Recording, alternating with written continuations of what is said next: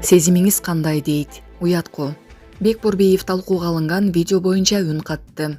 Кыргыз эл артисти Бекборбиев социалдык тармактарда талкуу жаратып жаткан видео боюнча комментарий берди.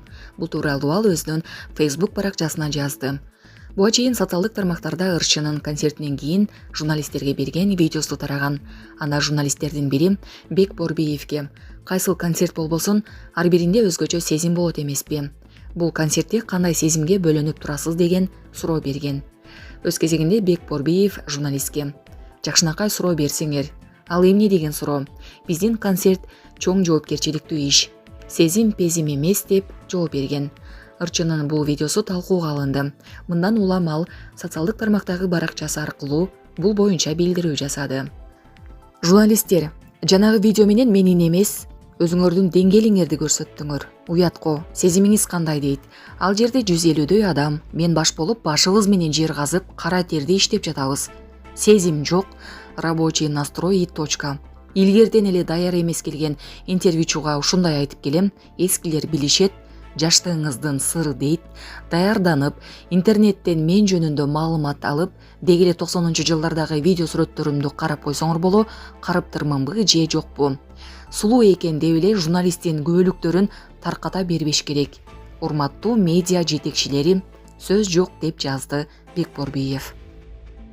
Футбол. Тажикстан Орусия менен ойноодон баш тартты. Коңшу Тажикстандын футбол федерациясы Орусия футбол биримдигинин ноябрда улуттук курама командалардын жолдоштук беттешин өткөрүү сунушунан баш тартты. Бул тууралуу кече 7-октябрда Тажикстандын футбол федерациясы билдирген. Буга себеп Тажикстандын курамасынын белгиленген даталарда башка оюндар пландалганы болгон. Мындан улам Орусиянын сунушунан баш тартууга туура келген. Белгилей кетсек 7-октябрдан баштап 15-октябрга чейин Орусиянын футбол боюнча курама командасы машыгууларды өткөрөт. Ошол эле учурда улуттук курамага атааңдаш табыла элек. Жолдоштук беттешти өткөрүү сунушу Пакистанга жөнөтүлгөн, бирок алар баш тартышкан. Учурда Орусия Сириядан жооп күтүп жатат. Урматтуу Москва шаарындагы мекендештер, эгерде сизди тиш оорусу тынчсыздандырып жатса, анда сизге Умбем клиникасын сунуштайбыз. Стоматология заманбап техникалык каражаттар жана материалдар менен камсыздалган. Жогорку даражадагы адистер өз ишинин сапатына кепилдик беришет. Хирургиялык стоматология, тиштерди кооздоп калыбына келтирүү, кандай гана оор абалдагы тиш болбосун, оорутпай алып салабыз, жулабыз. Тиштерди кесипкөй чеберчиликте, гигиеналык тазалоодон өткөрөбүз. Брекет системабыз да бар, имплантация жасайбыз. Протездөө, металлокерамика, цирконий жана башка түрлөрдү колдонуу менен сиз каалаган сапатта тиштериңиздерди оңдоп түзөп, салып жана тазалап беребиз. Биздин дарек Москва шаары, Нахимовский проспект метросу, Сивашская көчөсү 7 корпус 2. Байланыш номеру +7 925 103 22 77. Маселесин бир звонок менен чечкен айдоочунун видеосу жарыяланды. Милиция эмне дейт? Жарандык активист Болот Ибрагимов маселесин телефон менен чечкен айдоочунун видеосун жарыялады. Анда жол тескөөчүлөр унанын терезелеринин баарын караңгылатып алган айдоочуну токтотушкан. Милициянын кайгылуу кызматынан аталган унанын айдоочусуна протокол түзүлүп, уна айып короого киргизилгенин билдиришти. Москвада 11 унанын катышуусунда ири жол кырсыгы катталды. Москва шаарынын четиндеги трассада 4 жүк ташуучу жана 7 жеңил унаа кагылышты. Ири жол кырсыгы тууралуу орус басылмалары жазышты. Маалымдалгандай, жол кырсыгы Серпухов шаардык аймагындагы жолдун 103-чакырымында болгон. Жүк ташуучу унаа 3 жүк ташуучу жана 7 жеңил унааны ала салып кеткен. Анын айдоочусу жеринде каза тапкан. Мындан тышкары 2 адам каза болуп, 3-өө оор абалда ооруканага жеткирилген. Учурда убактылуу жол жабык экендигин кызматтар белгилеген. ЖМК Киевде Москвага аймактын бир бөлүгүн өткөрүп берүү талкууланып жатат.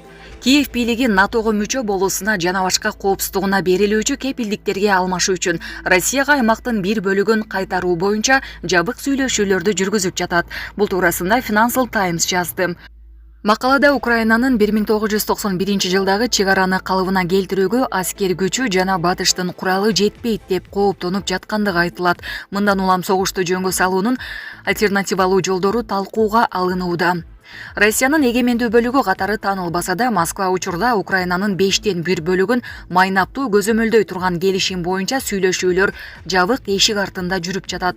Ал эми өлкөнүн калган бөлүгүнө НАТОго кирүүгө уруксат кылынышы мүмкүн же ушул сыяктуу коопсуздук кепилдиги берилиши керек деп айтылган макалада. Буга чейин Киев бийлиги Россиянын аскерлери СССР кулаган учурда Украинаныкы болуп турган аймактан чыгып кетмейинче Москва менен сүйлөшүүлөрдү баштоого мүмкүн эместигин айткан эле. Кремлдин Киев режимине Россияга кошулган 4 субъект боюнча жаңы реалдуулукту эске алганга туура келерин айтышкан. 2022 жылдын февраль айында Владимир Путин батыш коопсуздук боюнча тобокелдиктерди жарата бергендиктен Россияда атайын операциядан башка чара калбагандыгын айткан эле. Ал Москва НАТО менен Европадагы коопсуздук принциптери боюнча 30 жылдан бери сөзгө келүүгө аракет кылып, бирок курулай, убада, калп жана опуза менен жасалган басымга күбө болуп келгендигин белгилеген.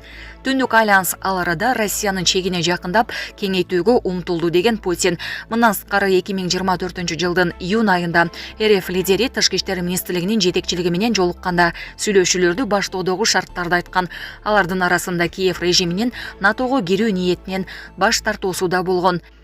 Путин Россия жөнгө салган тыгыштык сүйлөшүүлөр үчүн нейтралдуу, блоктон тышкары өзөктүү куралы жок деген макамдагы постсоветтик республика болушу керектигин белгилеген. Булак Спутник Эжи.